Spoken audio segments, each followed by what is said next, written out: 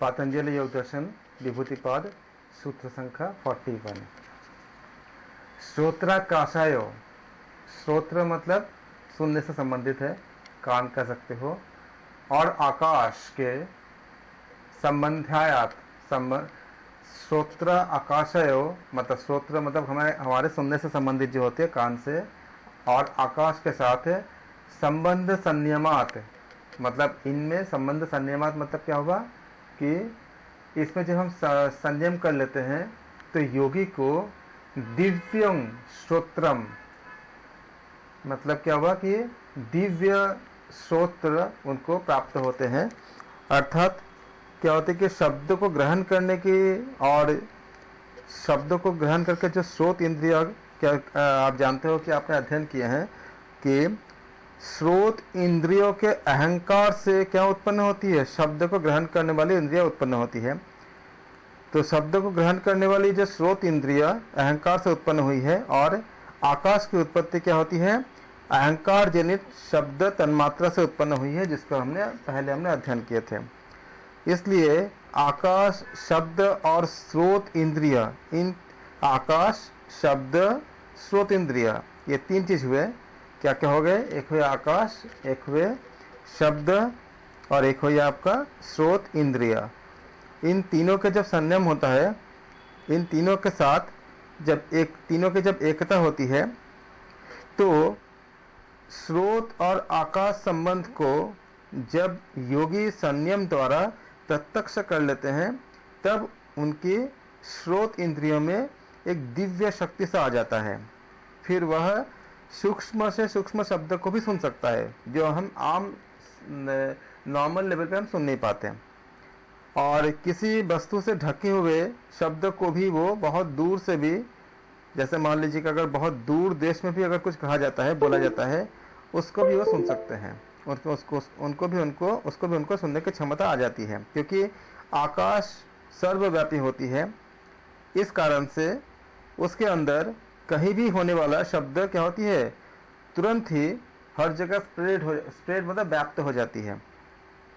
इसलिए जिसकी श्रोत्र इंद्रिय दिव्य यानी अलौकिक हो जाती है, वो चाहे जिस शब्द को जहाँ पर वह होता है, वहीं पे क्या होता है, उसको वो सुन सकता है। तो क्या हुआ इसमें कि जब श्रोत्राकाशयो संबंध संयमात दिव्यं श्रोत्रम, सूत्र संख्या 41। श्रोत्राकाशयो संबंध संयमात दिव्यं श्रोत्रम मतलब इसका क्या हुआ कि जब श्रोत में अर्थात शब्द को ग्रहण करने वाले जो श्रोत इंद्रिय होती है, उसमें श्रोत अर्थात कान कह सकते हो, श्रोत कान और आकाश में संयम करने से योगी को दिव्य शब्द जो बहुत दूर देश में भी होते हैं, उनको भी क्या करते हैं, वो ग्रहण करने की क्षमता उनको प्राप्त होती है। सूत्र संख्या 41 में। सूत्र संख्या 42 में बताते हैं कायाकाशयो, कायाकाश का मतलब काय मतलब शरीर होता है, और काश मतलब आकाश, इसका ऐसे पढ़ सकते हैं काया आकाशायो।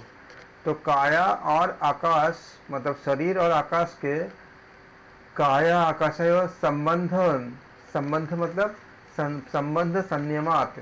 तो जब हम काय और आकाश में संबंध संयमात मतलब इनके संबंध में जब हम संयम करते हैं, तब क्या होती है, लघु तूल समापत्ति, लघु तूल समापत्तिश्च आकाश गमनम। अर्थात क्या हुआ कि काया आकाशायो संबंध संयमात लघु तूल समापत्तिश्च आकाश गमनम। लघु तूल समापत्तिश इसका मतलब क्या हुआ कि लघु मतलब क्या, हल्की हो जाना। लघु तूल मतलब क्या, रुई की तरह। तो रुई की तरह हल्की हो जाती है उनके संयम करने से, और इतने हल्के हो जाते हैं, जैसे देखते हो ना कि रुई अगर आप थोड़ा सा रुई को अगर धुन करके छोड़ दोगे तो ऊपर की तरफ मूव करने लगता है। तो इतने हल्के हो जाते हैं कि आकाश गमन की शक्ति आ जाती है। आपने देखे होंगे कि बजरंगबली अर्थात जो हनुमान जी, उन्होंने आकाश गमन करके इतने बड़े पर्वत को भी लेके आए थे। तो कैसे हो सकता है ये, क्योंकि उनको अष्ट सिद्धि नवनिधि के दाता हैं वो।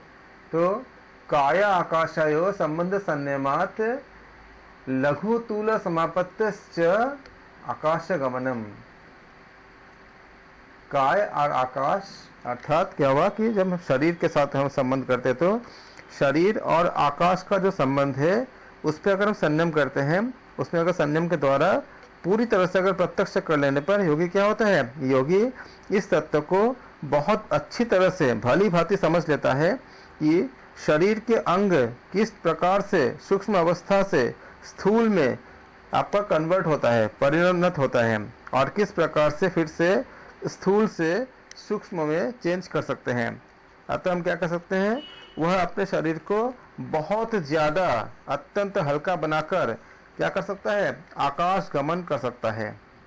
इस तरह से योगी जब किसी भी सूक्ष्म वस्तु में संयम करके तद्रूप हो जाते हैं तब उससे भी उसको आकाश गमन की शक्ति तो प्राप्त होती है, क्योंकि हमने क्या देखा, हमने इस सूत्र के अनुसार कि जब क्या बताया गया इसमें, आकाश देखो काया आकाशयो संबंध संयमात लघु तूल समापत्तिश्च आकाश गमनम।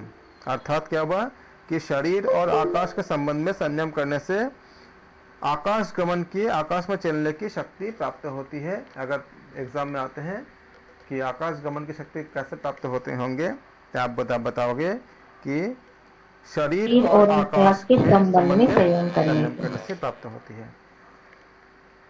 अगला सूत्र है आपका सूत्र नंबर 43, बहिर्कल्पित। इसको आप ब्रेक करके पहले आप पढ़ोगे तो आपको आसानी से हो जाता है। बहिर्कल्पिता मतलब क्या होता है, बहिर्कल्पिता मतलब शरीर के बाहर के, मतलब आपका जो बातें बताई गई है। बहिर्कल्पिता वृत्तिर्महर विदेह तथा, वृत्ति यहाँ पे जो वृत्ति मतलब क्या होती है, किसी स्थिति का नाम को हम वृत्ति कहते हैं। और महाविदेह मतलब महाविदेह जो कहते हैं उसको महाविदेह। ततः का मतलब उसके साथ जो हमने अभी बात किया था। प्रकाश वर्ण क्षय अर्थात बुद्धि की ज्ञान शक्ति के आवरण का क्या होती है, क्षय हो जाती है। बहिर्कल्पिता वृत्तिर्महर विदेह ततः प्रकाश वर्ण क्षय। शरीर के बाहर में, इसको हमने क्या, अगर सारे शब्दों को हम एक साथ हम एडिट करते हैं तो शरीर के बाहर जो हमारे मन की जो स्थिति होती है उसको एक विधेय धारणा कहते हैं। और जिस समय मन के जब हम शरीर में जब रहते हुए ही केवल उस भावना मात्र होती है उसके, तब वो कल्पित है। और जब शरीर के से संबंध छोड़कर बाहर निकले हुए मन की बाहर की स्थिति हम देखते हैं, बाहर की जब स्थिति होती है तो उसको अकल्पित कहते हैं। क्या इन दोनों का आप याद रखेंगे कि शरीर के बाहर जो मन की स्थिति है उसको विदेह धारणा कहते हैं, विदेह धारणा उसका नाम होता है। और वो जब मन के शरीर में रहते हुए केवल भावना मात्र से होती है तब वो कल्पित होती है। और जब वो शरीर से संबंध छोड़कर बाहर निकले हुए मन की बाहर स्थिति हो जाती है तब वो क्या कहलाता है, वो अकल्पित कहलाता है। कल्पित धारणा के अभ्यास से ही अकल्पित धारणा क्या होती है, सिद्ध होती है। कल्पित धारणा के अभ्यास से क्या होती है, अकल्पित धारणा सिद्ध होती है। इसी को क्या कहते हैं, इसी को कहते हैं महाविधेय। तो महाविधेय के बारे में अगर आपसे पूछा जाएगा तो सूत्र संख्या 43 विभूति पाद में आप इसको महाविधेय को आपने अध्ययन किया, आप इसको इस संबंध में बताएंगे। इससे योगी के ज्ञान का आवरण क्या होती है, नष्ट हो जाता है। यह धारणा इंद्रिय और मन की स्वरूप अवस्था में संयम करने से प्राप्त होती है। धारणा क्या होती है, इंद्रिय और मन के स्वरूप अवस्था में संयम करने से क्या होती है, प्राप्त होती है। सूत्र संख्या 44 स्थूल स्वरूप क्या देखते हैं इसमें, स्थूल स्वरूप, इसमें पाठ करेंगे। स्थूल स्वरूप सूक्ष्म अन्वय। देखो पहले बात क्या है, स्थूल है, फिर क्या है, स्वरूप है, फिर क्या है, सूक्ष्म। यहाँ तक खाली सूक्ष्म देखेंगे, आ की मात्रा से आ पढ़ेंगे तो क्या हो जाएगा आपका अन्वय, अर्थ तत्व। क्या क्या हुआ, स्थूल स्वरूप सूक्ष्म अन्वय अर्थ तत्व, ये हमें 5 हमें मिलते हैं हमको।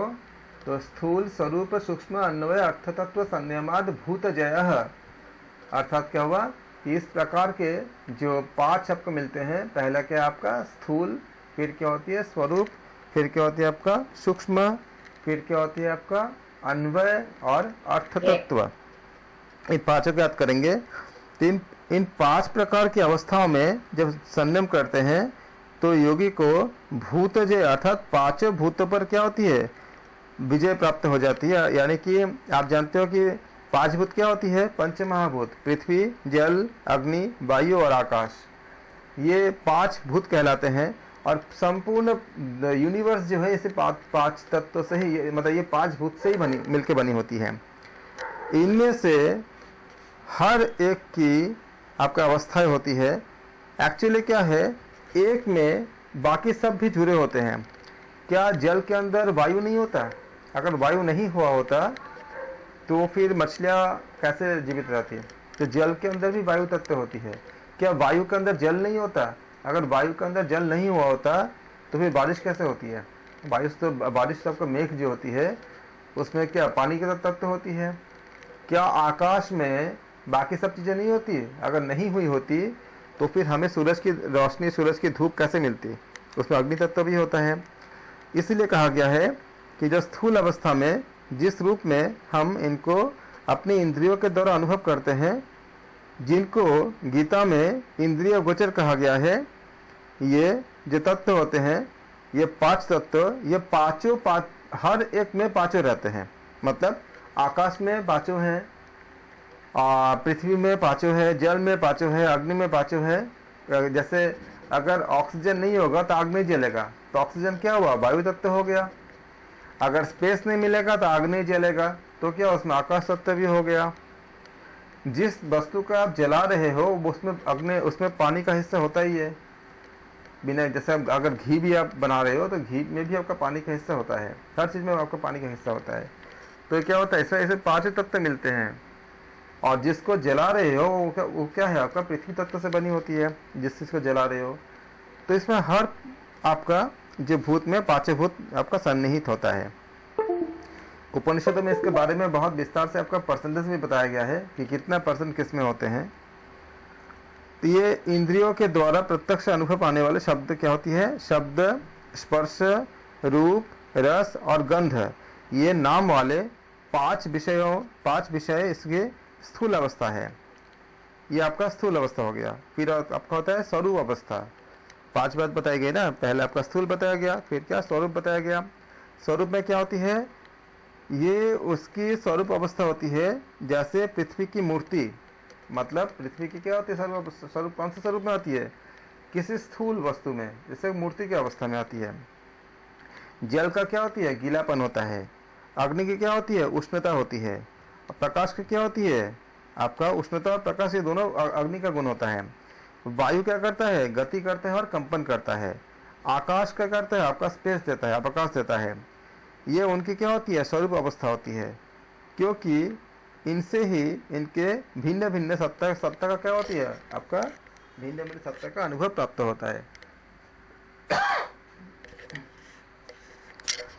सूक्ष्म अवस्था क्या होती है, इनके जो कारण अवस्था है, जिनको तन्मात्रा और सूक्ष्म तन्मात्रा के साथ साथ सूक्ष्म महाभूत भी कहते हैं, वे क्या होती है, इनकी सूक्ष्म अवस्था होता है।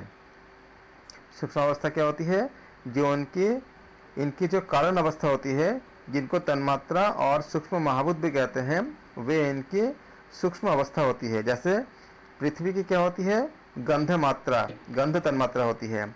जल की क्या होती है, रस तन्मात्रा होती है। अग्नि की रूप तन्मात्रा होती है। वायु की स्पर्श तन्मात्रा होती है। और आकाश की क्या होती है, शब्द तन्मात्रा होती है। ये आप पहले से अध्ययन कर चुके हो। ये हमने क्या देखा, हमने देखा पहला स्थूल अवस्था, ये हमने स्थूल के बारे में बात किया, हमने जो स्थूल स्वरूप बताया गया है, स्थूल पहला पार्ट है। फिर क्या दिया, फिर क्या बताया गया आपका स्वरूप अवस्था, ये आपका स्वरूप के बारे में बात किया हमने, स्वरूप हो गया। फिर क्या बताया गया, सूक्ष्म अवस्था। तो सूक्ष्म हमने बात किया हमने, जिसमें हमारा तन्मात्राएं होती है। फिर क्या बताया गया इसमें, अन्वय अवस्था, ये अन्वय अवस्था, यहाँ तक ये आपका बताया गया, ये अन्वय अवस्था। तो अन्वय में क्या होती है, इसमें पांचों भूतों जो 3 गुणों का स्वभाव यानी प्रकाश, क्रिया और स्थिति, 3 गुण क्या, सत्वगुण, रजगुण, तमोगुण, 5 गुणों में जो प्रकाश, क्रिया और स्थिति व्याप्त होती है वो इनकी अन्वय अवस्था होती है। क्या होती है, इनकी अन्वय अवस्था होती है। फिर आपका होती है, इसके बाद क्या होती है, अर्थ तत्व। अर्थ तत्व यहाँ से आती है, अर्थ तत्व, आकी माता जी होती है, आ से आ पढ़ेंगे तो ये अर्थ तत्व। अर्थ तत्व क्या होती है, अर्थ तत्व अवस्था में ये 5 भूत पुरुष के भोग और अपवर्ग के लिए होता है। अपवर्ग का मतलब मुक्ति होती है। यही इनकी अर्थ तत्व यानी कि प्रयोजनता का अवस्था होती है। इन 5 भूतों को प्रत्येक अवस्था के क्रम से संपूर्ण अवस्थाओं में हम जब बहुत अच्छे से हम संयम कर लेते हैं 5 में, तब योगी इनको प्रत्यक्ष कर लेता है और तब योगी को इन 5 भूतों पर क्या होती है, अधिकार प्राप्त हो जाती है। और जब किसी योगी को जब इन 5 भूतों पर जब अधिकार प्राप्त हो जाएगा तब क्या होगा, पूरा यूनिवर्स में जो चाहे चेंज कर सकते हैं, क्योंकि सारा यूनिवर्स इसी से बनी होती है।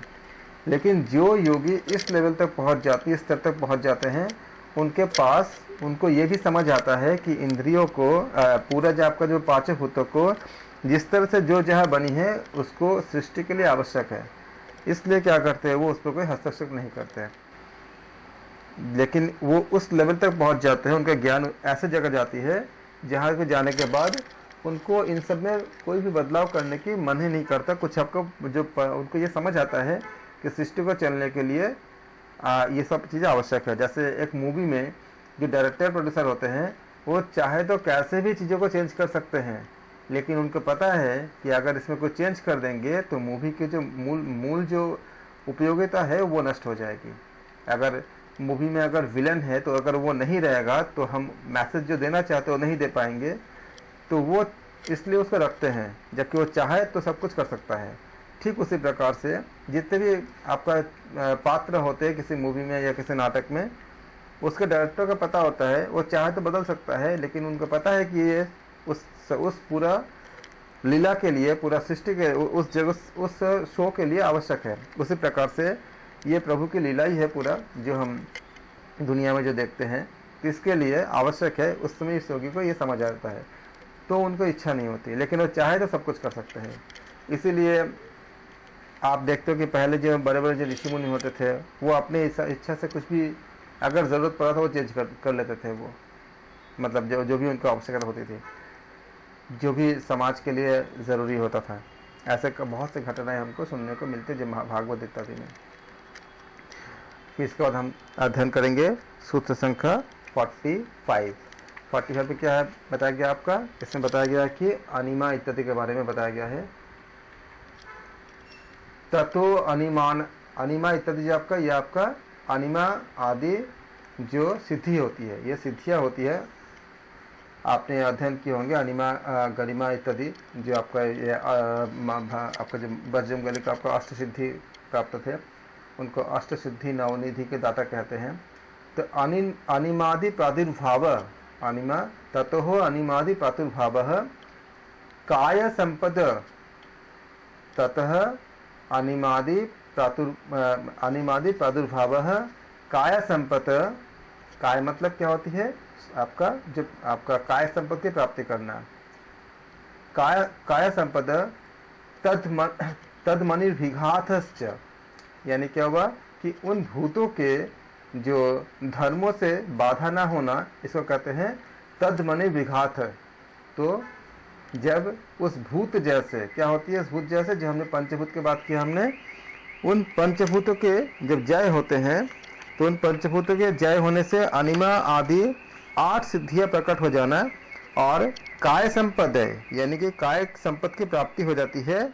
क्या मतलब होती है, और एंड जिसको कहते हैं, तथा और तदमानर विघात मतलब उन भूतों के धर्मों से बाधा नहीं होता है। ये जो है एक साथ हमें प्राप्त होते हैं। इसमें जो बताई गई है आपका अनिमादि बोल के सारे एक साथ कंबाइन कर दी गई है। एक्चुअली इसमें 8 सिद्धियाँ होती है। 8 सिद्धि को मैं बता देता हूँ। पहला क्या होती है आपका अनिमा। अनिमा से क्या होती है, जो योगी होते हैं वो बहुत ही सूक्ष्म हो जाते हैं, मतलब एकदम अणु के तरह। अनिमा मतलब अनिमा मतलब अणु होती है, जो जिसका हम लोग मॉलिक्यूल कहते हैं। तो पहला क्या होगा आपका अनिमा। पहला जो सिद्धि होती है, पहला का नाम होता है आपका अनिमा होती है। अनिमा मतलब क्या है कि अणु के समान सूक्ष्म रूप धारण कर लेना। जैसे हनुमान जी किए थे ना, सुरसा के मुख से लंका में प्रवेश करते समय किया था, एकदम छोटा हो जाना, अनिमा। फिर क्या होता है आपका लघिमा। लघिमा मतलब क्या होती है, लघु मतलब शरीर को बहुत ही हल्का कर लेना, इतना हल्का कर लेना कि जैसे मतलब जल पंख इत्यादि जो आपका कंठ इत्यादि कोई बाधा न कर सके। तो ये क्या होती है लघिमा। दूसरा द्वितीय। तृतीय क्या होती है अष्ट सिद्धि में से महिमा। महिमा मतलब क्या होती है, शरीर को बहुत बड़ा कर लेना। तो अनिमा, लघिमा और महिमा। जैसे हनुमान जी ने कहा था कि बहुत बड़ा कर लिए थे शरीर को। फिर चौथा आपका आता है गरिमा। फोर्थ क्या आता है आपका गरिमा आती है। गरिमा में क्या होता है, शरीर को बहुत बोलते हैं ना, बहुत गुरु मतलब बहुत भारी कर लेना। तो गरिमा का अर्थ क्या होती है, बहुत भारी कर लेना। जैसे कि हनुमान जी ने भीमसेन के रास्ते में रुकावट डाल दिया था, बहुत भारी कर लिए थे शरीर को। महाभारत में आपने जो वन पर्व में इसको हम देखते हैं कि बहुत ही भारी कर लिए थे हनुमान जी, रास्ते में भीम के रास्ते में आ गए थे। और इसमें एक्चुअली उनको ये दिखा रहे थे कि कुछ उनको लेसन देना था भीम को। तो फिर बाद में इसका घटना पूरा आप महाभारत में पढ़ोगे। पांचवा क्या होता है आपका, पांचवा होती है प्राप्ति। प्राप्ति का मतलब ये आपका अष्ट सिद्धि में आती है। प्राप्ति का मतलब होती है कि जिस किसी इच्छित भौतिक पदार्थ को केवल संकल्प किया और संकल्प करते ही क्या हुआ, आपको प्राप्त हो जाता है, इसे कहते हैं प्राप्ति कहते हैं। ये पांचवा हो गया। और 6 क्या होता है आपका, छठा होगा आपका प्राकाम्य। प्राकाम्य मतलब क्या होती है, छठा तो कहते हैं प्राकाम्य। इसको आप लोग अच्छे से याद कर लेंगे ना अष्ट सिद्धि को। प्राकाम्य का मतलब क्या होती है कि बिना रुकावट भौतिक पदार्थ संबंधी इच्छा की पूर्ति अपने आप ही हो जाना, इसको कहते हैं प्राकाम्य कहते हैं। फिर 7वां क्या होता है आपका वशित्व। वशित्व मतलब क्या हुआ, 5 भूतों और तजन्य पदार्थों का अपने वश में हो जाना, इसे कहते हैं वशित्व कहते हैं। वशित्व का मतलब होती है वशित्व यानी कि 5 भूतों का और तजन्य पदार्थों का अपने वश में हो जाना, इसे कहते हैं वशित्व कहते हैं। और 8वां अष्ट सिद्धि में इसे कहते हैं ईशिप्त। ईशिप्त मतलब क्या हुआ, ईशिप्त। ये आपका अंतिम अष्ट सिद्धि में 8वां सिद्धि है ईशिप्त। ईशिप्त मतलब क्या हुआ कि उन भूत और भौतिक पदार्थों का नाना रूपों में उत्पन्न करने और उन पर अपने शासन करने के सामर्थ्य हो जाना। इसको हम इस तरह से क्या हुआ, अष्ट सिद्धि का हमने पूरा वर्णन किया। इसी को एक साथ इसमें बता दिया गया है इस सूत्र में। ततो अनिमादि, अनिमा आदि। अनिमादि मतलब क्या, अनिमादि प्रादुर्भाव। तो अनिमा इसमें 8वां आती है, अनिमा, लघिमा, महिमा, गरिमा, प्राप्ति, प्राकाम्य, वशिप्त, ईशिप्त। इसका आप एक बार और याद करेंगे। अनिमा, लघिमा, महिमा, गरिमा, प्राप्ति, प्राकाम्य, वशिप्त और ईशिप्त। ये यहाँ पे भूत धर्मों से जो बाधा ना होना, ये जो बताया गया है, इसका अर्थ यह होता है कि इसका भाव ये होता है कि भूतों के धर्म उस योगी के काम में क्या करते हैं, बाधा नहीं डाल पाते। वो पृथ्वी के अंदर भी उसी तरह से प्रवेश कर सकता है जैसे हर मनुष्य जल में प्रवेश कर सकता है, ठीक उसी प्रकार से पृथ्वी का धर्म क्या होती है, एक स्थूल भाव होती है। जैसे मिट्टी में करापन आती है ना, स्थूलता आती है, उसे बाधा नहीं पहुंचा सकता। ये जो मिट्टी का जो जैसे मान लीजिए पत्थर हो गया, मट्टी हो गया, जो आपको जो करापन है उसको बाधा नहीं पहुंचा पाता। उस पर यदि पत्थरों की वर्षा भी किया जाए तो वे उसके शरीर में आघात नहीं पहुंचा पाते। और ये सिद्धियाँ होती है तभी तो, जैसे प्रहलाद को बता बोल दिया गया था कि आग से जलने से उनको रक्षा कर लिए थे, उनको जला नहीं था, जबकि उनको आग में, जो होलिका दहन में जो हम देखते हैं इसमें, तो क्या होती है, उनको बचा लिया गया था। आग उनको आग का जो तपन है उन पर काम नहीं कर रहा था, काम नहीं किया था। इसी प्रकार से यदि उस योगी पर यदि पत्थर की वर्षा भी कर दे देते हैं तो पत्थर उनको कुछ हानि नहीं पहुंचा पाता, कुछ आघात नहीं कर पाता।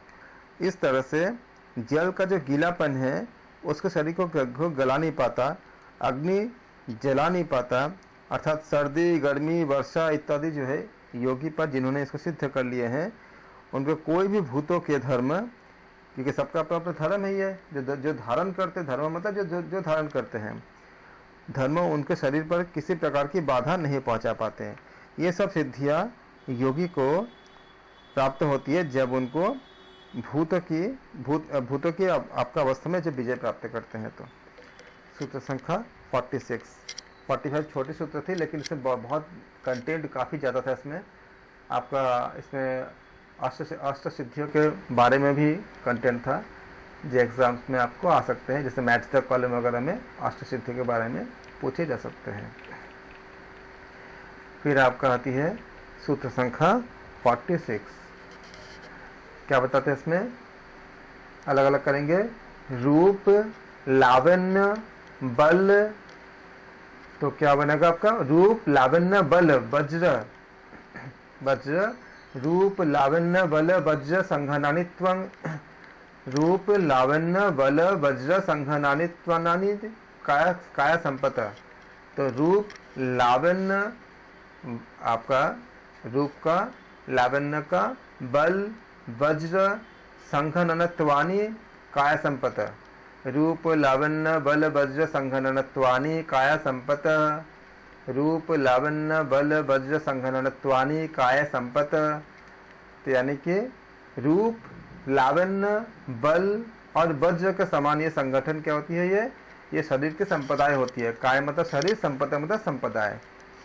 तो मतलब हम कह सकते हैं कि ये जो बहुत सुंदर जो आकृति होती है, सारे समस्त अंगों में जो चमक होती है, बल जब बहुत ज़्यादा होती है, शरीर के सारे अंगों के अंग जब वज्र की भांति एकदम दृढ़ होती है, परिपूर्ण होती है, ये सब क्या होती है, ये शरीर की संपदा होती है। जैसे भीमसेन में थे, जैसे बजरंगबली में थे, इस प्रकार से। सूत्र संख्या 47 क्या बताया इसमें, ग्रहण, अलग करेंगे उनको भी, ग्रहण स्वरूप, अस्मिता, अन्वय और अर्थ तत्व। क्या क्या है, देखो पहले ग्रहण हो गया, फिर आपका स्वरूप हो गया, फिर आपका अस्मिता हो गया, फिर आपका अन्वय हो गया, फिर आपका हो गया अर्थ तत्व हो गया। तो ये 5 हिस्से हम इसको अलग अलग कर दिया। अब इसको एक साथ रीडिंग करने में, चैंटिंग करने में आसानी होगी, लेकिन आप इसको अलग अलग अर्थ को भी आपको जानने हैं कि ग्रहण, स्वरूप, अस्मिता, अन्वय, अर्थ तत्व, संयम। अब देखो कितना अच्छा हो गया, सब मिला दोगे तो चैंटिंग करना बहुत कठिन नहीं होता। अगर आपने इसको अलग अलग पहले समझ लिया आपने, उसके बाद आपको उच्चारण करने में आसानी होती है, कोई ज़्यादा कठिन नहीं होता। लेकिन बिना समझे करने जाओगे तब जाके गलती होती है। तो पहले क्या बता गया, ग्रहण, स्वरूप, अस्मिता, अन्वय, अर्थ तत्व, इन 5 में जब हम संयम करते हैं तो इसको बताया गया कि ग्रहण, स्वरूप, अस्मिता, अन्वय, अर्थ तत्व, संयमादि इंद्रिय जय। जब हम इनमें संयम करने से इंद्रिय जय यानी मन सहित सारे इंद्रियों पर विजय प्राप्त होती है। किसमें, कब, जब हम ग्रहण, स्वरूप, अस्मिता, अन्वय और अर्थ तत्व यानी एक साथ मिलाएंगे, ग्रहण, स्वरूप, अस्मिता, अन्वय, अर्थ तत्व, संयमादिंद्रिय जय। तो इसमें क्या होती है, आपका इंद्रियों का जय होती है, मतलब विजय प्राप्त होती है। सूत्र संख्या 47। मन सहित इंद्रियों की कितनी होती है, 5 अवस्था होती है हमारे। तो इनमें से क्रम से अगर हम संयम करेंगे तो क्या होती है, योगी का इंद्रियों पर उनका पूर्ण अधिकार हो जाता है, यानी कि फिर इंद्रियां उन पर कोई असर नहीं कर पाता। इसकी अवस्था में हम कह सकते हैं कि पहले का ग्रहण क्या होती है, ग्रहण का अर्थ होता है विषयों को ग्रहण करते समय जो वृत्ति के आकार में मन सहित इंद्रियों की जो अवस्था होती है उसको हम ग्रहण अवस्था कहते हैं। फिर आपका होती है स्वरूप, मन और इंद्रियों का स्वाभाविक स्वरूप जो कि अपने अपने स्थान में विद्यमान रहता है और लक्षण यानी एक संकेत से जानने में आता है, हम जिसको जान पाते हैं उसको कहते हैं, यह उनकी स्वरूप अवस्था होती है। फिर आती है आपका अस्मिता। अस्मिता क्या होती है? ये मन सहित इंद्रियों का सूक्ष्म रूप होता है। इसी से क्या होती है आपका मन सहित 10 इंद्रियों की उत्पत्ति भी होती है। यह उनकी क्या होती है? यह उनकी सूक्ष्म अवस्था कहलाता है। फिर आपका आता है अन्वय। अन्वय क्या होती है? मन सहित सब इंद्रियों में जो तीनों गुणों का स्वभाव यानी प्रकाश, क्रिया और स्थिति, ये तीनों जो होती है उसको हम अन्वय अवस्था कहते हैं। अन्वय क्या होती है? मन सहित सब इंद्रियों में जो तीनों गुणों के, तीनों गुण मतलब सतोगुण, रजोगुण, तमोगुण, तीनों गुणों के स्वभाव यानी प्रकाश, क्रिया और स्थिति व्याप्त होती है, वह उनकी अन्वय अवस्था होती है। फिर आपका पांचवा क्या होती है? आपका अर्थवत्व क्या होती है? ये मन सहित सब इंद्रिया पुरुष के भोग और अपवर्ग के लिए होती है। अपवर्ग मतलब मुक्ति होती है। ये इनकी अर्थवत्त अवस्था होती है। अर्थात अर्थवत्त अवस्था मतलब जो अर्थपूर्ण होती है यानी कि जो सार्थक होती है। तो अर्थवत्व जो अवस्था, इसका अर्थ होती है सामान्य अवस्था में सार्थकता कह सकते हो आप। तो ये आपका अर्थवत्व अवस्था यानी सार्थकता होती है। इस तरह से जब मन और 10 इंद्रियों की पांचों अवस्थाओं में योगी क्रम से संयम करके अच्छे से भली भांति उनको प्रत्यक्ष कर लेता है, तब इन सब पर उनका पूर्ण अधिकार हो जाता है। ये इन सारे चीज़ों पर पूर्ण अधिकार बन जाता है। इंद्रिया और मन ये सब अहंकार से उत्पन्न होते हैं। हम जानते हैं किससे उत्पन्न होती है? अहंकार से उत्पन्न होती है। और मन और इंद्रियों के मेल से पुरुष विषयों को ग्रहण करता है या अकेले ही मन के द्वारा वो इसको ग्रहण करता है। कि कुछ चीज़ों को हम सोच के भी ग्रहण करते हैं ना, विषय में किसी भी चीज़ों को सोच के, और कुछ क्या करते हैं? इंद्रियों से हम ग्रहण करते हैं। इसलिए इंद्रिय जय से जब जय होती है, इंद्रियों में जब जय होती है तो मन सहित सब इंद्रियों पर विजय हम प्राप्त करते हैं। और मन में की जाने वाली अस्मिता में जो आपको की जाने वाली जो समाधि को भी हम कह सकते कि ग्रहण में जो हम समाधि के अंतर्गत हम इसको समझते हैं। और इस प्रकार से मन और इंद्रिया ये सब क्या होती है? ये सभी अहंकार से उत्पन्न होती है तथा मन और इंद्रियों के मेल से पुरुष विषयों के ग्रहण करता है या अकेले मन के द्वारा भी ये ग्रहण करता है। सूत्र संख्या 48 में महर्षि पतंजलि कहते हैं विभूतिपाद के सूत्र संख्या 48 में, ततो मतलब उस, ततो मनोजयत्वितं मतलब मनोजयत्वित्वं मतलब मन के तरह गति, मनोजयत्वितं ततो मतलब उस इंद्रिय जैसे, मनोजवित्वं मतलब मन के जैसा गति, विकरण भाव प्रधान जयश्च। विकरण भाव मतलब शरीर के बिना भी विषय का अनुभव करने की शक्ति आ जाती है। और प्रधान जयश्च मतलब प्रधान मतलब क्या होती है? प्रकृति होती है। तो प्रकृति पर अधिकार, ये सिद्धियाँ, ये जो तीनों सिद्धियाँ होती है एक साथ में मिल जाती है सूत्र संख्या 48 के अनुसार। यानी कि 3 सिद्धियों को अगर हम इस तरह देखें, एक होती है आपका मनोजवित्वं। इसका मतलब क्या होती है? स्थूल शरीर और इंद्रियों के साथ जब मन, हमारे जो मन की तरह जब एक क्षण में हम क्या करते हैं? कहीं से कहीं चले जाते हैं। जैसे यहाँ बैठे हुए हैं, हमने सोचा हम यूएस से पहुँच गए या हम चांद पे पहुँच गए। कहीं से भी दूर देश में जाने की शक्ति कैसे आती है? मनोजवित्व से हमें प्राप्त होती है। मन की गति से हम चले जाते हैं, जहाँ हमने सोचा वहाँ जगह हम प्रकट हो गए। अर्थात मन के सदृश गति को शक्ति हमें प्राप्त होती है। यह जो होती है यह ग्रहण अवस्था में क्या होती है, संयम का फल होता है। कब होती है, ग्रहण अवस्था में संयम का फल होती है। फिर क्या होती है आपका विकिरण भाव। विकिरण भाव क्या होती है, स्थूल शरीर के बिना ही हम, जैसे हम बॉडी के बिना ही दूर देश में स्थित वस्तुओं को देख लेने की क्षमता, कि अमेरिका में अभी क्या चल रही है उसको हम देख लिया हमने, तो दूर देश में स्थित वस्तुओं को प्रत्यक्ष कर लेने की जो शक्ति होती है उसको हम कहते हैं विकिरण भाव कहते हैं। जब योगी महाविधेय धारणा सिद्ध हो जाती है तब क्या होती है आपका, अभी हमने बात किया था 43 नंबर सूत्र में, कि जब महाविधेय की जब धारणा आपका सिद्ध होती है उस समय भी मन और इंद्रियों की शक्ति आपका वर्क करती है, कार्य करती है।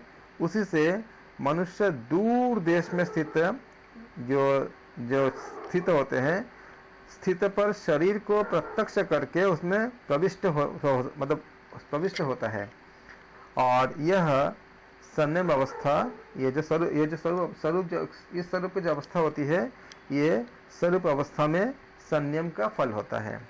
फिर आपका आती है प्रधान जय। प्रधान जय मतलब क्या होती है, कार्य और कारण रूप में स्थिर प्रकृति के संपूर्ण भेदों पर पूरा जब अधिकार हो जाती है उसे कहते हैं प्रधान जय कहते हैं। कार्य और कारण रूप में स्थिर प्रकृति के संपूर्ण भेदों पर जब पूरा जब अधिकार हो जाती है उसे हम कहते हैं प्रधान जय कहते हैं। इसको याद रखिएगा, प्रधान जय किसे कहते हैं, कार्य और कारण रूप में स्थिर प्रकृति के संपूर्ण भेदों पर जब पूर्ण अधिकार बन जाती है उसे हम कहते हैं प्रधान जय कहते हैं। ये अस्मिता, अन्वय और अर्थ तत्व, ये अवस्था का, इन अवस्था में संयम का फल होता है। यह संयम ही क्या कहलाता है, ये प्रकृति लय कहलाता है। ये तीनों प्रकार की सिद्धियां ग्रहण विषयक आपका समाधि सिद्ध हो जाने पर अपने आप ही यह हमें प्राप्त हो जाती है। सूत्र संख्या 48 के अनुसार विभूतिपाद में।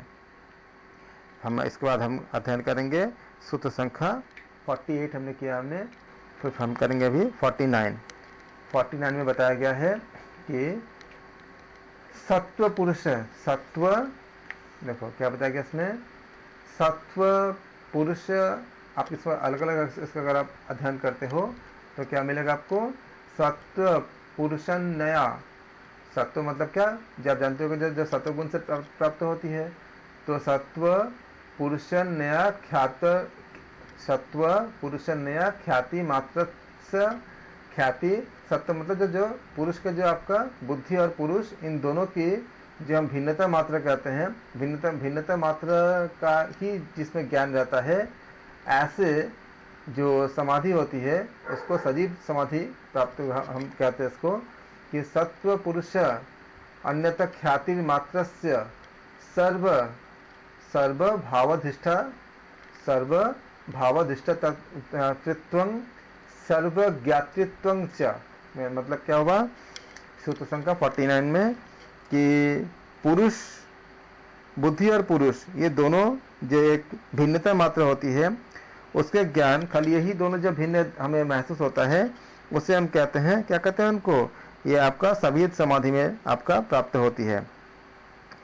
जब गृहीत विषय के समाधि से या गृहीत विषय समाधि से जब बुद्धि के रजोगुण और तमोगुण संस्कार समय पूरी तरह से आपका धुल जाती है, धुल करके उसमें शुद्ध सत्वगुण का ही जब संस्कार रह जाता है, उस समय ओनली मतलब एकमात्र, केवल मात्र पुरुष और प्रकृति के भिन्नता का जो अनुभव करने वाली जो वृत्ति रहती है, वो वृत्ति जो पुरुष और प्रकृति की भिन्नता को अनुभव करती है, इसी को हम कहते हैं विवेक ज्ञान कहते हैं, जो पुरुष और प्रकृति को जो भिन्नता का अनुभव करती है। इसको हम आगे भी देखेंगे, 54 नंबर सूत्र में भी मिलेंगे हमें, और कैवल्य पाद के भी आपका 25 नंबर सूत्र में मिलेंगे, चौथे पाद के। इसी को पहले स्वार्थ में संयम करने से होने वाले पुरुष ज्ञान के नाम से कहा जाता था, जिसको हमने 35 नंबर सूत्र में भी हमने देखा था, हमने अध्ययन किया था हमने विभूतिपाद में। गृहीत विषयक समाधि के द्वारा जब ये स्थिति प्राप्त होती है, उस समय योगी को समस्त भाव, योगी को या कह सकते हो कि उस समय योगी को समस्त भाव पर एक स्वामी भावत्व प्राप्त हो जाती है, अर्थात संपूर्ण गुण जो कि कार्य का आरंभ करने में आपका लगे हुए होते हैं और जो अनारंभ अवस्था में होते हैं वे सब क्या होती है, उसके वे सब दास की भांति क्या करता है, आज्ञा पालन करने के लिए उसके सर्वभाव में हमेशा उपस्थित रहते हैं और उसे भूत, वर्तमान और भविष्य अवस्थाओं में स्थित समस्त गुणों का एक साथ क्या होती है, अच्छे से ज्ञान हो जाती है, भली भांति ज्ञान हो जाती है। इसी से वह योगी सर्वज्ञ कहलाता है, क्योंकि उनको भूत, वर्तमान और भविष्य सब कुछ का उनको ज्ञान प्राप्त होती है। और जब ऐसी अवस्था होती है, इसके बाद की जो अवस्था होती है, उसके बाद इसके बाद की अवस्था को धर्ममेध समाधि कहते हैं, जो हम आगे अध्ययन करेंगे। धर्ममेध समाधि सूत्र संख्या 50 करेंगे। सूत्र संख्या 50 में बताया गया है कि तद्वैराग्यादपि दोष विजक्षय कैवल्यम, यानी तद्वैराग्यादपि, यानी कि इस सिद्धि से भी, इस सिद्धि में भी जब वैराग्य हो जाती है, ऐसे सिद्धि से भी जब वैराग्य होने से दोष बीज क्षय, दोष के बीज का नाश होने पर क्या प्राप्त होती है, कैवल्य की प्राप्ति होती है। हम ये कह सकते हैं कि इसके कैवल्य की प्राप्ति कब होती है, अकॉर्डिंग टू सूत्र संख्या 50 विभूतिपाद के, कि उस अभी जो हमने बात किया था, इस उपयुक्त सिद्धि में भी जब वैराग्य हो जाती है, तब दोष के बीज का क्षय हो जाने पर क्या होती है, कैवल्य की प्राप्ति होती है। गृहित विषयक समाधि पर यह हम जब हमने ज्ञान हो जाता है कि बुद्धि और पुरुष दोनों भिन्न हैं, तब आपका अस्मिता नष्ट हो जाती है। उनका संयोग अविद्या के कारण होती है, यह वास्तविक नहीं होता है। उस समय उसके सामने पूर्व सूत्र में जो बताया गया है, ये सिद्धियों का क्या होती है, प्रादुर्भाव होती है।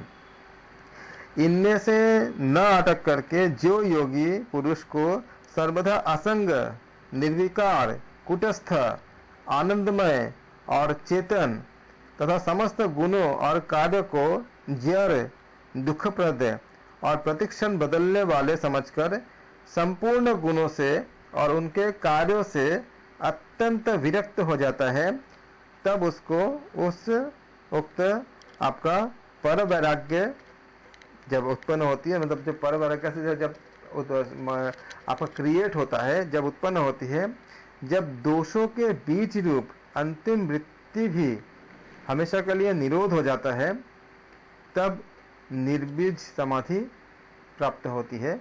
उस समय इसको हम निर्बीज समाधि कहते हैं। इस अवस्था में अपनी वृत्तियों के संस्कार सहित चित्त में, संस्कार सहित जो चित्त होती है, अपने कारण में क्या होती है, विलीन हो जाती है, और पुरुष की अपने स्वरूप, जो खुद के जो स्वरूप होती है, स्वरूप में क्या होती है, स्थिति हो जाती है। ये पुरुष का गुणों के साथ क्या होती है, आत्यंतिक वियोग होता है। और इस प्रकार से, मतलब गुण मतलब सत्वगुण, रजोगुण, तमोगुण सबके साथ वियोग हो जाती है। और जब ऐसा होता है उस हम कहते हैं कैवल्य कहते हैं। तीनों गुणों से वियोग हो जाने को हम कैवल्य पाद में ही पढ़ेंगे, सूत्र संख्या 34 में ये हमें मिलेगा, बताया जाएगा। ये हमारा था सूत्र संख्या 50 विभूतिपाद में।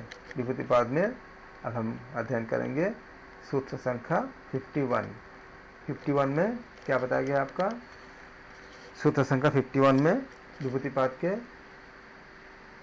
क्या सबसे पहले बताया गया, ये आपका क्या, स्थान्यो पनिमंत्रणे, अर्थात क्या होती है, स्थान्यो पनिमंत्रणे संगमस्य कारणं पुनरिष्ठ प्रसंगयात, अर्थात स्थान्यो मणिमंत्रणे, स्थान्यो पनिमंत्रणे का मतलब होती है कि लोकपाल देवताओं के, जब आप उसको अगर हम बुलाते हो, उनके बुलाने पर संग स्मयाकरणम, मतलब क्या हुआ, न तो उनके भोगों में, अर्थात न तो उनको राग करना चाहिए और न अभिमान करना चाहिए उस समय में, क्योंकि ऐसा करने से क्या होगा, फिर से आप उसमें आप फंस जाओगे और साइकिल में, तो इससे आपका अनिष्ट हो सकता है। क्योंकि जब योगी की स्थिति अच्छी हो जाती है, उस समय बड़े बड़े लोकपाल, अधिकारी, देवता और सिद्धों के दर्शन, प्रत्यक्ष दर्शन अपने आप होने लगते हैं। उस समय देवता लोग उसे अपने लोकों में भोगों का सुख दिखा करके नाना प्रकार से उस भोगों की बढ़ाई करके अपने पास बुलाया करते हैं। उस स्थिति में जब पहुंच जाते हैं, क्योंकि देवता भी उनको डिस्टर्ब करते हैं, नहीं चाहते हैं, उनको अपने अपनी तरफ उनको बुलाते हैं। उस समय साधक को खूब बहुत ज़्यादा सावधान रहना चाहिए, उसके प्रलोभन में नहीं पड़ना चाहिए। अपने मन में बार बार ये भाव लाना चाहिए कि जन्म जन्मांतर जो हमारे कर्मों का भोग है, कर्मों का भोग करते करते इस मनुष्य शरीर में बड़े ही सौभाग्य से महापुरुषों की और ईश्वर की बहुत परम दया से हमें स्थिति प्राप्त हुई है। इसके सामने ये जितने भी भोग के हैं, जैसे कि नचिकेता ने कहा था यमराज को कि आप मुझे जो भोग दे रहे हो ये तो क्षण भंगुर है, कुछ टाइम के बाद तो ये नष्ट ही हो जाएंगे। तो इसी जगह इसमें ये सेम बात यहाँ भी, सेम तथ्य यहाँ भी बताया गया है कि बहुत सावधान रहना चाहिए, उस समय इस प्रलोभन में नहीं पड़ना चाहिए। अपने मन में बार बार ये भाव लाना चाहिए कि जन्म जन्मांतर में कर्मों का भोग करते करते इस मनुष्य शरीर में बहुत बड़े सौभाग्य से महापुरुषों की और ईश्वर की परम दया से ये स्थिति प्राप्त हुई है। इसके सामने ये नाना प्रकार के क्षणभंगुर भोग जो होती है ये बहुत ही तुच्छ होते हैं। इनके प्रलोभन में पड़कर मैं अपने आप को कैसे संसार समुद्र में डुबा सकता हूँ, ये योगी की भावना में ऐसा होना चाहिए। इनमें सुख की गंध भी नहीं आता है, क्योंकि ये भोग करने के बाद फिर से हमें ढकेल देंगे उस जगह से। इस प्रकार की भावना करके उनसे विरक्त हो जाना चाहिए। उनमें जरा सा भी अपने चित्त का राग युक्त संबंध यानी आसक्ति नहीं होने देना चाहिए, तथा इस बात का अभिमान भी अपने मन में नहीं आने देना चाहिए कि मैं कैसे उच्च स्थिति को प्राप्त कर गया हूँ, क्योंकि अगर अभिमान रहेगा तो वो स्थिति नष्ट हो जाती है, जिसके कारण बड़े बड़े देवता लोग भी मेरे सत्कार करते हैं, मुझे अपने लोक में बुलाते हैं। क्योंकि संग और अभिमान करने से साधक फिर से क्या होती है, संसार चक्र में फंसने या उसी प्रसंग में फिर से फंस जाते हैं। इसलिए साधक को हर समय हर प्रकार से इन विघ्नों से बहुत ही सावधान रहना चाहिए, ताकि दोबारा उसमें पतन न हो। क्योंकि देखने में अच्छा लगता है, बहुत आपका लुभावने लगता है, लेकिन वास्तव में ये योग मार्ग को उस स्थिति से हमको नीचे गिरा देता है। इसलिए साधक के लिए इसलिए त्याज्य होता है। सूत्र संख्या 51 में, सूत्र संख्या 52, क्षणत्रकमयो संयमा विवेकजं ज्ञानम। तो क्षणत्रकमयो मतलब क्या, क्षण और उसके क्रम में, क्षण और उसके क्रम में संयम करने से विवेक जनित ज्ञान उत्पन्न होते हैं। कैसा ज्ञान होती है, कौन सा ज्ञान, विवेक जनित, विवेक के द्वारा जो उत्पन्न होती है, ये विवेक जनित ज्ञान का हमें उत्पन्न होती है। हम सूत्र संख्या 52 में बताया गया है कि क्षणत्रकमयो संयमा विवेकजन ज्ञानम। संयमा विवेक, आपका जो अर्थ बताया गया इसमें कि क्षणत्रकमयो हो मतलब क्षण और उसके क्रम में संयम करने से, संयमात मतलब संयम करने से, विवेक जन्म ज्ञानम मतलब विवेक जनित ज्ञान हमें प्राप्त होते हैं। काल का जो एक थोड़ा सा जो छोटा पार्ट होती है, जिससे छोटा विभाग और हो ही नहीं सकते, उसको हम क्षण कहते हैं कि उससे छोटा आप नहीं पा सकते, सबसे छोटा भाग को। उसका जो एक क्षण के बाद दूसरे क्षण प्रकट होते हैं, होने का जो लगातार जो सिलसिला आपका जो मिलता जाता है, एक क्षण के बाद दूसरा क्षण आता है।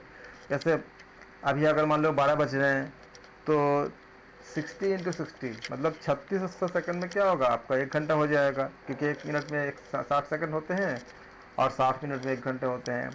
तो पहला सेकंड के बाद क्या आएगा, दूसरा सेकंड आएगा, दूसरे के बाद क्या आएगा, तीसरा सेकंड आएगा, तीसरे के बाद क्या, चौथा आएगा। उसी प्रकार से क्षण जो होते हैं सबसे आपका सूक्ष्म इकाई होती है समय के। तो पहला क्षण के बाद क्या, दूसरा क्षण आएगा, दूसरे के बाद तीसरा क्षण आएगा।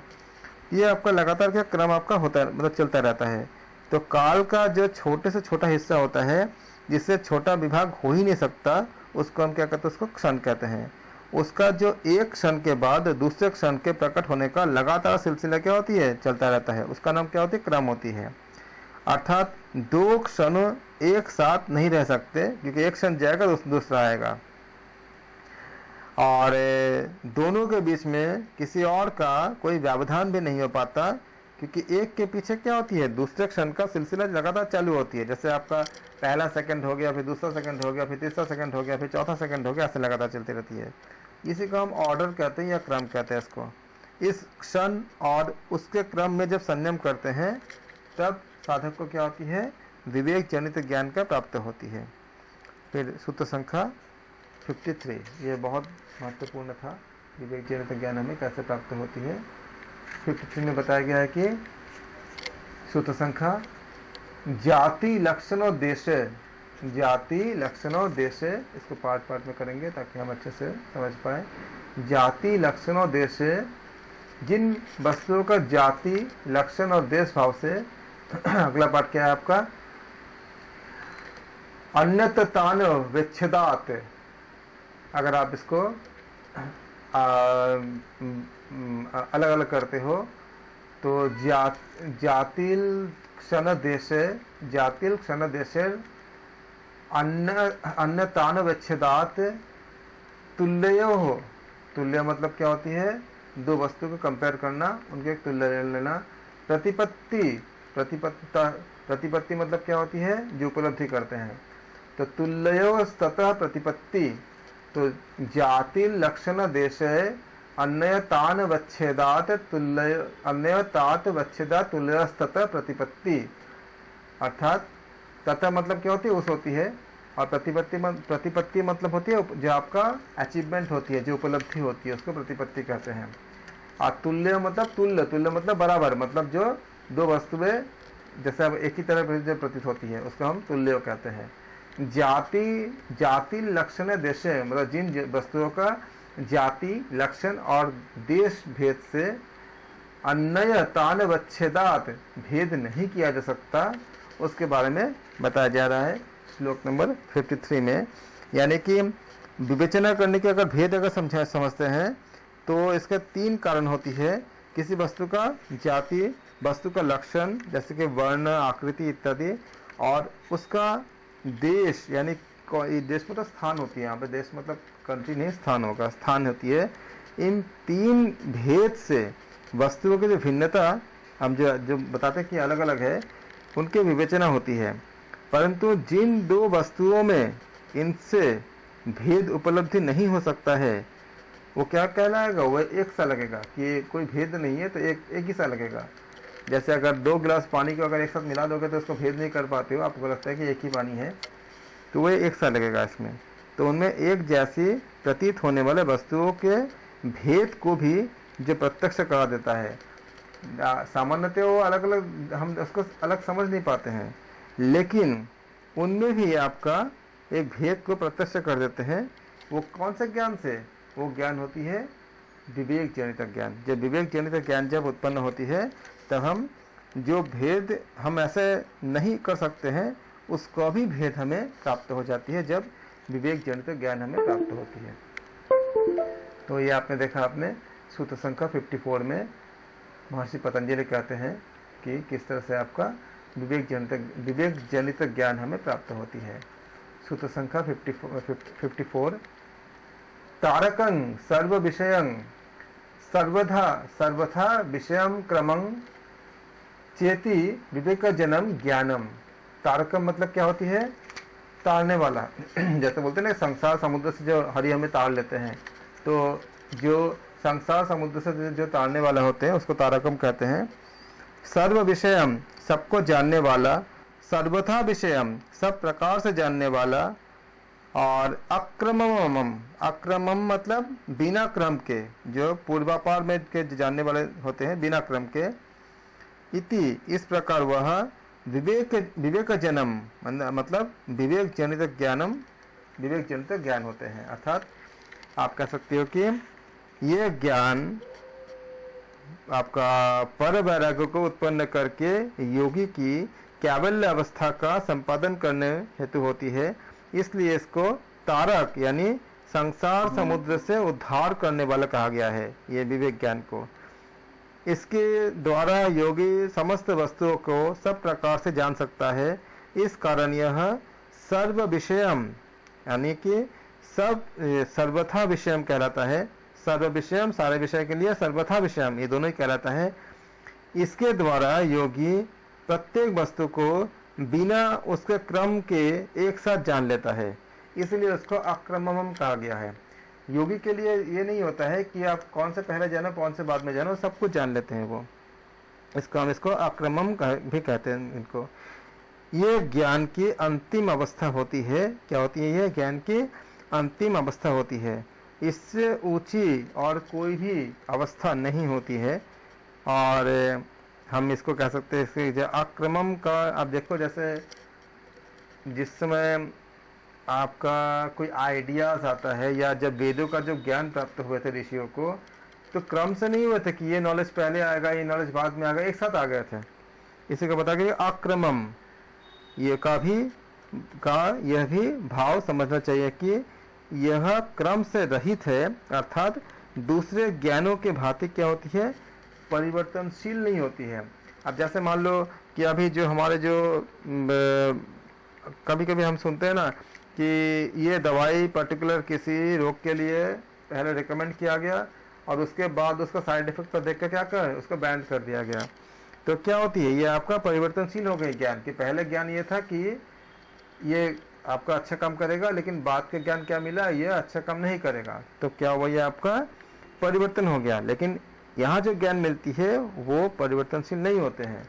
इसीलिए महर्षियों ने जब आयुर्वेद के बारे में बताए थे, इतने हजारों साल हो गए, ज्ञान में कोई परिवर्तन नहीं आया, वही काम करता है। वात पित्त कफ जो प्राकृतिक चिकित्सा के बारे में जो बताया गया था वही काम करता है। जो आपका शरीर में जो आपका चक्र के बारे में जो बताया गया है, सेम जितने ही बार लो वही काम करता है, कोई परिवर्तन नहीं होता है। उसी तरह से जो हमारे जो मर्म पॉइंट होते हैं एक ही काम करता है, वो कोई भी चेंजेस नहीं होता। तो ये आपका क्या होती है कि ये दूसरे ज्ञान की तरह ये आपका परिवर्तनशील नहीं होते। इस ज्ञान को पहले हम देखे थे इसमें कि जो पहले चैप्टर में हमने उसमें इस ज्ञान को जो हम पर वैराग्य का कारण भी हम इसको कहा गया था। अगले दूसरे एकदम जो शुरू के जो चैप्टर जब हमने समाधि पाद इत्यादि हमने अध्ययन किया था उसमें। तो इस प्रकार हम देखें इसमें कि भगवान कहते हैं कि आपका सूत्र नंबर 54 में कि इस सबसे आपका उत्तम ज्ञान होती है, अक्रमम होती है, बिना क्रम के आती है ये सारे ज्ञान। और जब ये प्राप्त होती है तो विवेक ज्ञान में ये कितने ज़्यादा महत्वपूर्ण होते हैं। सूत्र संख्या 54 और अंतिम सूत्र है इस पूरा संपूर्ण विभूतिपाद के। सत्व पुरुषयो शुद्धि साम्य कैवल्यम। सत्व पुरुषय मतलब क्या हुआ? सत्व मतलब जो सात्विक है, तो बुद्धि और पुरुष इन दोनों की शुद्धि साम्य, यानी जब समान भाव से जब शुद्धि हो जाती है तब क्या प्राप्त होती है? कैवल्य प्राप्त होती है। यानी कि बुद्धि अत्यंत जब निर्मल हो जाती है और वो अपने कारण में जब विलीन होने लगती है, और पुरुष जो बुद्धि के साथ अज्ञानकृत संबंध होती है उसका और तज्जनित मल विक्षेप आवरण का जब अभाव होने से पुरुष भी क्या होती है? निर्मल हो जाती है। इस तरह से जब दोनों ही की एक समान भाव से शुद्धि हो जाती है तब क्या होती है? कैवल्य की अवस्था प्राप्त होती है। फिर वो चाहे किसी भी निमित्त से किसी भी प्रकार से क्यों ना हो जाए, उस समय क्या होती है? ये इस स्थिति को कैवल्य की अवस्था हम कहते हैं, इससे कैवल्य प्राप्त होती है। यानी कि बुद्धि और पुरुष इन दोनों की शुद्धि साम्य, यानी कि जब समान भाव से शुद्धि होती है उस स्थिति में कैवल्य प्राप्त होती है। इस प्रकार हमारा विभूतिपाद आज 55 नंबर सूत्र के साथ समाप्त होती है। अगले हम कक्षा में कैवल्य पाद को अध्ययन करेंगे। इसमें 34 सूत्र हैं और उसके बाद हमारे समाधि पाद के कुछ सूत्र बचे हुए हैं जो आपका समाधि से संबंधित है, उसको हम अध्ययन करेंगे। हमारा पूरा संपूर्ण पुस्तक समाप्त हो जाएगी। और इसके बाद आपका एग्ज़ाम तक केवल हम क्वेश्चन आंसर का सीरीज़ करेंगे, जिससे आपको एग्ज़ाम में मैक्सिमम आपका लाभ मिल जाए, मैक्सिमम आपको क्वेश्चन आंसर का आप अटेम्प्ट कर सकें। आप सबका धन्यवाद। Thank you so much.